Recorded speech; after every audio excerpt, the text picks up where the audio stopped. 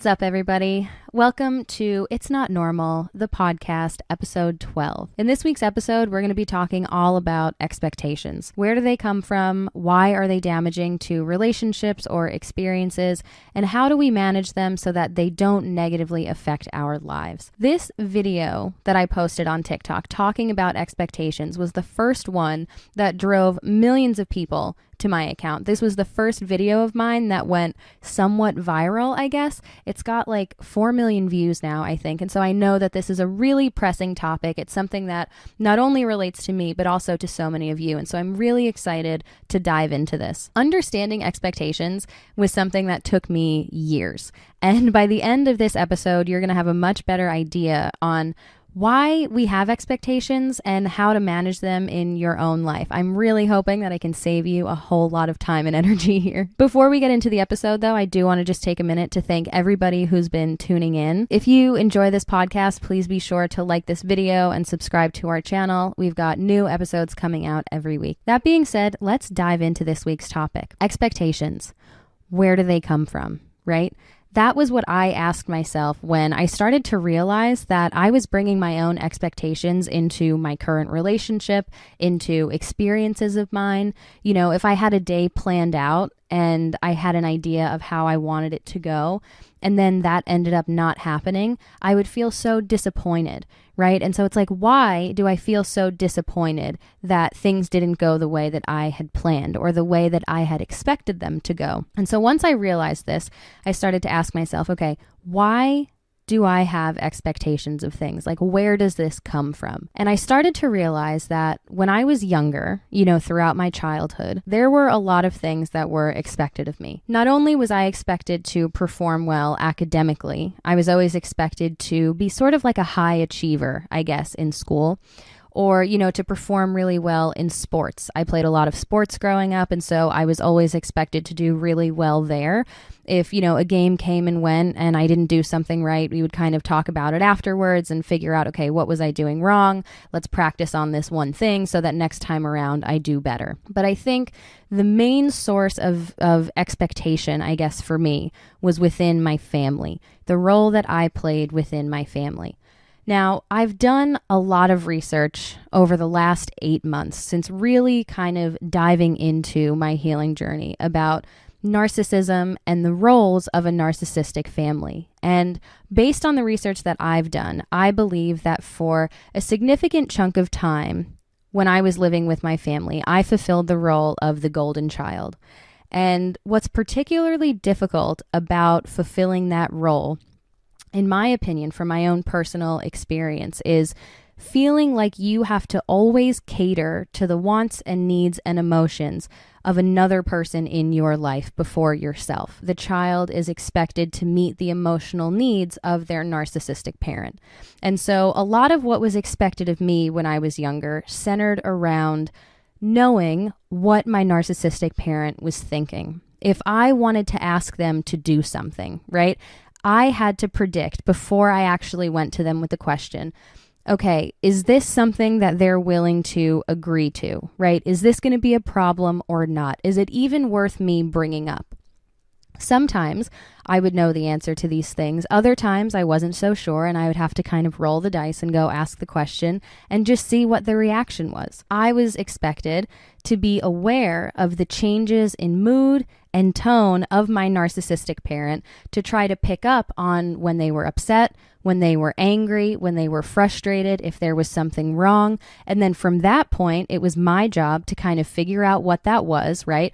And to do my best to try to rectify the situation, to try to make my parent feel better. And so that kind of leads me to the next expectation, which is I was expected to regulate the emotions of an adult in my life. Right? Like, forget about my own emotions. I can handle whatever it is that I'm dealing with, and I'm just going to suppress all of these emotions, even though one day they are going to resurface. I didn't know that, but I do now. And so I'm going to prioritize someone else because that is what is expected of me. That is what I have been conditioned to believe is my responsibility. And all of these things combined result in hypervigilance. And hypervigilance is something that I still struggle with to this day. It's part of the reason why when people ask me or my husband, oh, like, do you guys want to have kids one day? Like, obviously there's a lot that goes into that decision, but I always come back with, oh, not yet, not anytime soon. Like, the 2 dogs are enough. And I mean that, like, not only am I hyper aware of what my husband is doing, but I am hyper aware of these 2 who are sitting right here in front of me. I don't think you can see them, but I know anytime they need food or water, they lick their water bowl, like, I am there. It is full. If it's raining and it's like a really shitty day out and I can't go outside and play with them, I feel so bad because I'm like, they're not getting their needs met. Like, we didn't go outside and throw the ball around today, and so they're bored, and I feel like an irresponsible dog mom. You know what I mean? Like, I'm not doing right by them. And so I need to get that on lock before I bring an actual human being into this world. So the hypervigilance, I think, is really just a result of years and years and years of always being aware of what's going on around you. You always are kind of monitoring the situation to see what's going on. Did someone say something that was a little off-putting that's going to anger your narcissistic parent? Did someone ask a question that's going to trigger a really negative emotional reaction? Is there going to be an argument or a disagreement that I'm going to have to come in now and try and mediate, right? Let me try to squash this before it even becomes a thing, right? Or if it does become a thing, I'll be there to diffuse the situation and work towards some kind of compromise. And so you're always aware of everything that's going on, and you're kind of overseeing things. I had an experience not too long ago when I was having a conversation with someone that I had just met, and it turned out that we had a ton in common. And like, my inner 15-year-old girl was just like oozing out of my pores. I couldn't even help myself. I was like deep in my Google Photos, pulling up concert videos from when I went to see One Direction in high school. Like, I was fangirling, and I found a fellow fangirl. So I was like in the moment. And after like that conversation was done, right, and I was out of that experience, I felt guilty almost, because I was like, wait a minute. I was not overseeing the entire situation here. Granted, I'm in a room full of adults. None of this is my responsibility. Like, it is not my job to make sure that everyone is having a good time, or that I'm catering to everyone else's needs, and that like I'm there if anyone needs anything. It's okay for me to get caught up in a conversation and to put my own interests first, to prioritize myself every now and again. There's nothing wrong with that. But I think when you exist in a state of hypervigilance for so long, you almost feel guilty for just prioritizing yourself and not overseeing everything that's going on, overseeing the entire situation and being aware of how everyone is doing, right? And kind of anticipating that next move. But it comes so naturally, especially when you grow up with a narcissistic parent, because you have been conditioned for so many years to exist around that kind of behavior, or to endure that kind of behavior, that's your normal, like that, living in that state of just, I know everything that's going on. And like, if you change the slightest little bit in your tone, or if someone says something to you that I suspect maybe upset you, right, I'm going to try to come back and either diffuse this situation or to say something positive to change the topic so we can like shift the conversation away from that, and we're not going to get into an argument, right? Like, let's keep it moving. And so when you're doing that all the time, it's so hard to get out of that way of thinking and to just relax and to realize that it's not your responsibility to monitor the emotions and experiences of everyone else around you at all times. And I didn't know that. I didn't know that I was even doing that. I didn't know that that wasn't my responsibility. And I didn't know that other people didn't do this, especially for their parent. So that being said, when I met my husband and, we moved in together and we're in the first year or so of our relationship, I remember having certain expectations of what I thought a relationship would be like, of what I thought having a partner would be like, of the things that we would do together. I love going to the beach. I've always loved going to the beach. I love going outside. I love baking in the sun, like everything about it. I am there. And so I remember the first time my friends and we were going to go to the beach, and I said to my husband, who was my boyfriend at the time, oh, we're all going to the beach, and obviously I would love for you to come. My husband is a little fairer skinned than I, and he burns a little bit more easily, and he never really did a beach day the way that I do a beach day. You know what I mean? And so he wasn't as gung-ho about the idea, and he was like, I don't really know. I don't know if I want to go. And that to me was like, you don't love me. Like you don't want to go to the, like, how are you not over the moon? Just like, yes, of course, I absolutely want to go to the beach with you. And I realized it's because I had a certain expectation of what his response was going to be, right? I was completely blind to his reasoning, where it's like, I really haven't gone to the beach and like enjoyed it that much. I am afraid of getting burned. And like, I don't know, it's just not something that I've ever been like super over the moon about, right? Like I did not hear his side of things at all. Like his perspective to me, I don't know, it just didn't register. And I think that is also where some of that like narcissistic thinking comes in, which is something that I had to realize about myself after growing up around that kind of behavior, where I was like, I feel like I love the beach. How can you not love the beach? You know, having this idea that like my opinions are shared by the majority of other people, which is just not the case. And so there was a level of expectation there that I think contributed to my disappointment in his initial reaction. And so we ended up going to the beach together, but I was upset that I had to fight for it even in the slightest or try to convince him to go, right? And even when we were there, I was so hyper fixated on how he was doing, if he was having a good time, trying to make this as pleasant of an experience for him as I possibly could, because I knew already that he didn't want to go, right? That he was doing this for me. He was going out of his way and doing something just for me that he didn't even want to do. And so that for me made it a little bit harder to enjoy the experience as an individual, right? Because I was focused on someone else, which I had been my entire life, or at least for as long as I can remember. And so I encountered a few more situations like this, very similar situations throughout the earlier parts of our relationship. And I basically narrowed it down to this idea of, if I ask my husband to do something, or if I tell him that I want to do something, right? And we end up doing it. Maybe let's say a week later, he takes the initiative and we end up doing this thing. When we do that thing, it's going to be hard for me to enjoy that because I know that you're only doing it for me.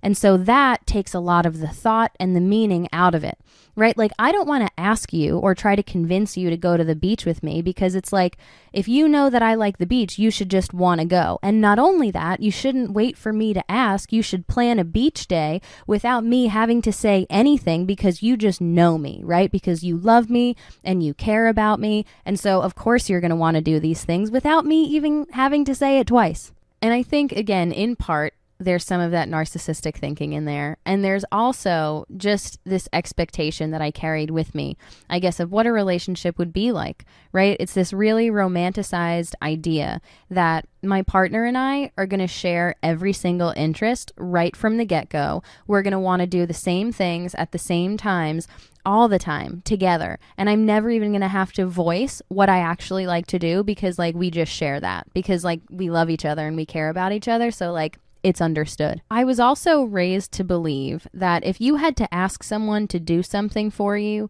then it did lose its meaning and it took like the thoughtfulness out of it. That was something that was portrayed to me when I was younger. And I think that also contributed to that hypervigilance that I was talking about experiencing as a child with my narcissistic parent, where, you know, they shouldn't have to communicate anything directly to me for me to know what they want and need and when they want or need that thing. And so I think I was subconsciously carrying that same thought process and those expectations into my own relationship, where I had expectations about what this relationship was going to look like, right? This was my first ever serious romantic relationship. And so I had certain expectations about what this was going to be like. And not only that, but I later realized that I was expecting the same hypervigilance that I carried with me throughout my childhood and into my relationship from my partner. Where, you know, if my parent expressed wanting to go to the beach, right? And they were like, oh, never once would I think to say like, no, I don't really want to go with you today. Or like, I'm not feeling it today. Maybe next time, you know, never. If they wanted to do something, I'm all for it. I'm here. I'll help you pack. What do we need? Right? Because my main goal was to appease my parent. Anything that they needed or wanted, like, I am making it happen before you even finish your sentence. And the reason for this, I think, is because when you grow up with a narcissistic parent, it is such an emotionally volatile environment.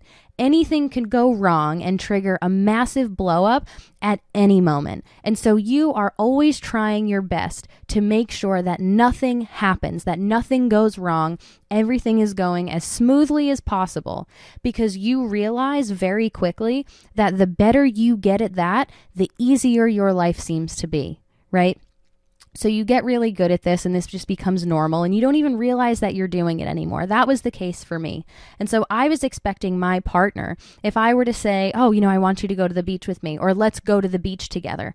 Never once did I expect, I don't really want to go, or like, I'm not really feeling that today, maybe next time. And then when I expressed, like, that was bad enough, right? But then when I expressed, like, well, this is something that I really want to do, like, it's kind of important to me and I would really like for us to go because, like, I've been waiting my whole life to have someone to go to the beach with.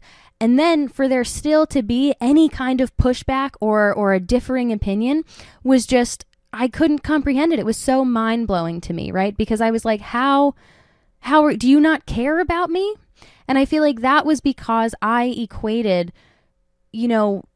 understanding or predicting what someone else wants and putting their needs over your own every single time without fail with love and care. This also applies for me in terms of experiences or, certain days that maybe I have planned out that I had an expectation of.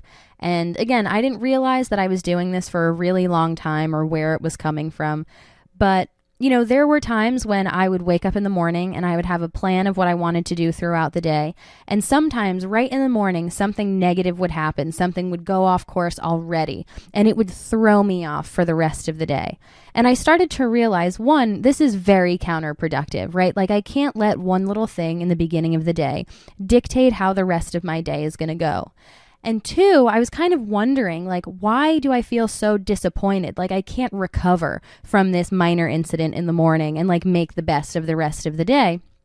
And for me, the answer was because of my expectations. I had high expectations for what this day was going to look like, for everything that I was going to accomplish, for how I was going to feel, for how everything was going to go. And when that wasn't met immediately, like first thing in the morning, right off the bat, I was disappointed. And so setting expectations for experiences, I think, is equally as damaging as setting expectations within a relationship for a couple of reasons. First, it prevents you from living in the moment, which is something that I struggle with sometimes because I feel like I've always got so much going on in my mind, but it's something that I'm working on. And I think letting go of that hypervigilance, of those expectations, can really help you to live in the moment, because instead of being consumed with the thoughts of, okay, this is how the day is going to go, we're going to do this and then that, and in between we're going to have just enough time for this, and if like everything is going to go to plan. Instead of thinking about that and trying to work within a specific time frame and make sure that you've, dotted all your I's and crossed all your T's so that this day goes exactly how you've planned it to go, exactly how you've expected it to go, let it go a little bit, right? Let's just go with the flow. If we get all of these things done, if we go all of these places, if every single box that we've made is ticked by the end of the day, phenomenal. If not, that's perfectly okay. Let's just see where the day goes. And that is such a better way of thinking, in my opinion. There's so much less stress involved. There's so much less disappointment because it's like, I'm just happy to be here. You know what I mean? Like, I'll try to do these few things, but it's not the end of the world if I don't do them. And I'm going to try my best to not outline the entire experience and visualize every single thing that I want to get out of this experience, right? Because I might just be setting myself up for disappointment. And why would I do that, right? Let me be in the moment and enjoy everything that is happening without being too hyperfixated on what I want to happen in the future also. And if the rest of the day doesn't go as planned, no big deal, right? Because I'm not hyper fixated on what's coming next, right? And everything else that is on my list that I'm waiting to get to. And I think sometimes that can also contribute to that false sense of urgency that so many of us carry with us on a daily basis, where I always feel like I am rushing to finish whatever it is that I'm in the middle of to get to that next thing. And it's like, what's the end goal here, right? Like I'm not going to ever get to a place where I'm fully satisfied, right? There's no like real end point. And so I'm just rushing these experiences for no reason. And I think another reason that expectations can be so damaging to experiences or to relationships is because spontaneity and unplanned moments, I think so often end up being the best and the most fun and the most memorable. So if you have an idea of what a relationship is going to be like, or maybe what a first date is going to be like, right? And you have these expectations going into the night and you know what you want to get out of it. And you're thinking about getting picked up and what the dinner is going to be and what you're going to talk about and what you're going to do afterwards. You know, all of these things you've already got kind of like swimming around in your head. If something doesn't go to plan, right? You are going to try to fight against that to kind of like get the evening back on course. But what if, you know what I mean? Instead of going to dinner, maybe you didn't make a reservation. Maybe there's going to be a long wait. So now you take a random little walk and you go to a different restaurant, maybe someplace that you've never been before, and the food is phenomenal. The environment is so much fun, and you end up having an even better time than you might have had at this first place. And sometimes you just have to trust the process and be spontaneous and allow things to not go according to plan. And I think so often these expectations that we project onto other people or to relationships or experiences in our own life are a reflection of the expectations that were placed on us throughout our lives. And what I've realized is that not everyone is as emotionally reactive or volatile or unpredictable as a narcissist. And so if you have something planned throughout the day and you go into it, and yes, maybe there are certain shared expectations of what this thing might be. If something doesn't go to plan, that doesn't necessarily mean it's going to translate to a huge negative emotional reaction. But maybe that's what you've grown used to for most of your life. And so you're afraid of ever deviating from those expectations because you think that it's going to have a negative result. And that's completely normal and that's completely rational to have that fear or that feeling that now make expectations feel so important. And not only that, but I think being the golden child, perfectionist, kind of being on the receiving end of a lot of these expectations, over time, you start to tie you receiving love and affection and validation from your parent with how well you're able to live up to those expectations. Where, you know, if I do really, really great in school, my parents are going to be so proud of me and they're going to express their love and support. And this is going to be a really good feeling for me, right? Like things are going to go well between my parents and I during this time. But if I do really poorly in school, or if I get in trouble, or if I don't meet the expectations that they have placed on me, then that's going to be a source of tension, right? I'm going to become the target. I'm going to get yelled at. My parents are going to express their disappointment in me. Maybe they're going to give me the silent treatment. They're going to stop talking to me. They're going to withhold their love and affection that I craved so much as a child. And so it can be really difficult to let go of these expectations when for so much of your life, you receiving any kind of positive reinforcement from people that you care about was directly tied to how well and how often you met or exceeded those expectations. And it takes a while to unlearn. Like I said, I didn't even know that I was doing this, that I was bringing expectations into my relationship, into experiences of mine. I just thought that how I was feeling was completely normal and that everyone felt that way. If my husband doesn't know that I like dark chocolate, right? And I like to get dark chocolate as a treat every now and then. How can I possibly expect him, just because now he has the title of boyfriend or fiance or husband, to know that I like dark chocolate and I would like to be surprised with it every now and then? And even if I just say, right, like, you know, I really like dark chocolate. I could go for that every now and again, right? Yes, in an ideal world, our partners would be, not even in an ideal world, because this is not healthy behavior. I was going to say our partners would be hypervigilant to our wants and needs, but that is a negative. Maybe in an ideal world, our partners would pick up on every little thing that we say, right?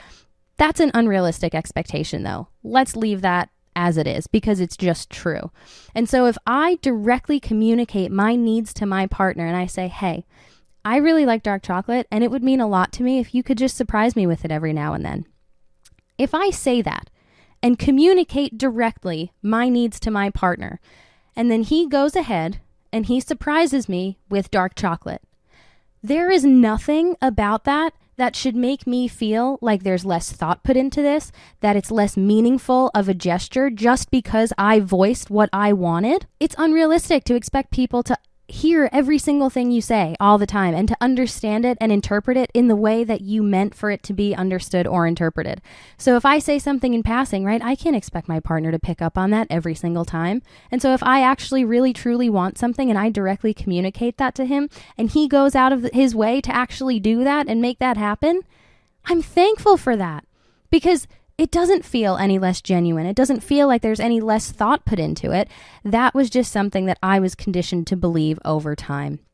I thought that to show that you loved and cared about someone, you had to be really, really good at listening to every single thing they said and predicting what they wanted, when they wanted it, and just doing it without ever being asked. No direct communication was involved, right? Because if you know someone and you really love them and care about them, you'll just know. And it took me so long to realize how fucked up that way of thinking was.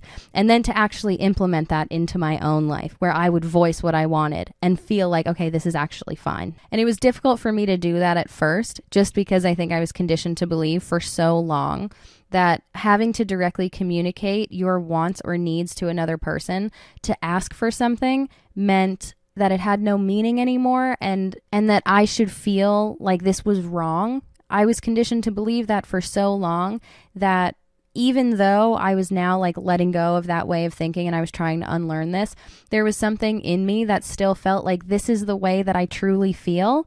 But there was also part of me, you know, in certain experiences when something like this would come up and I would state my needs directly and my partner would meet them and I wouldn't actually feel that bad. You know, there would be part of me where it's like, okay, I can see how this is a reasonable thing to do and maybe even a healthy thing to do. I don't necessarily think this translates to my partner loving or caring about me any less. And it's so true with so many aspects of the healing journey. The only way, in my opinion, to allow these things to kind of integrate themselves more naturally into your day-to-day life is through practice, where the first time around, if I say to my partner, like, hey, I really want you to get me flowers like every now and then. Like I like flowers a lot and it would make me really happy if maybe, you know, once a month on an anniversary or something like that, you surprised me with flowers.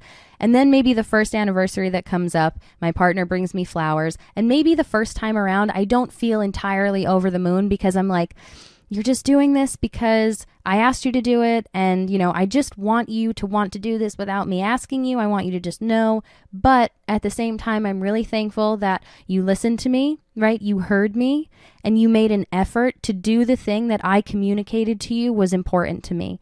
And that shows me that you love and care about me. And so the more you do this and the more you reinforce that way of thinking, the more natural that will start to come to you. And for me, living with my family for so long and existing in that environment around that really unhealthy behavior, it felt like something intrinsic in me, right? I had grown so used to this for such an extended period of time that it would be foolish of me to assume that I'm just going to unlearn these things and take on an entirely new mentality and really truly feel it overnight. I need distance from the toxicity, right? And I need practice with a healthy behavior, because the more distance I have from that and the longer period of time I'm now reinforcing these more positive behaviors and beliefs within myself, the easier and easier it's going to be to actually implement these things into my life and to truly feel them. Gosh, and with that, that's about all the time that I've got for this week's episode, but I so enjoyed revisiting that topic and that time in my life. This is such an important conversation to have, and I'm so thankful grateful that I get to sit down each week and dive further into these topics that resonate not only with me, but I know with so many of you. And I really hope that I saved a lot of you a whole lot of time and energy and grief by just outlining how I felt and sharing my personal experience and how I've started to manage these expectations within my own life. It's been really beneficial, not only for me personally and my own mental health, but also for my relationship. And I hope the same for all of you. I'll be back very soon with another episode of It's Not Normal. In the meantime, please be sure to like this video, leave us a rating on Spotify, and subscribe to our channel. Bye.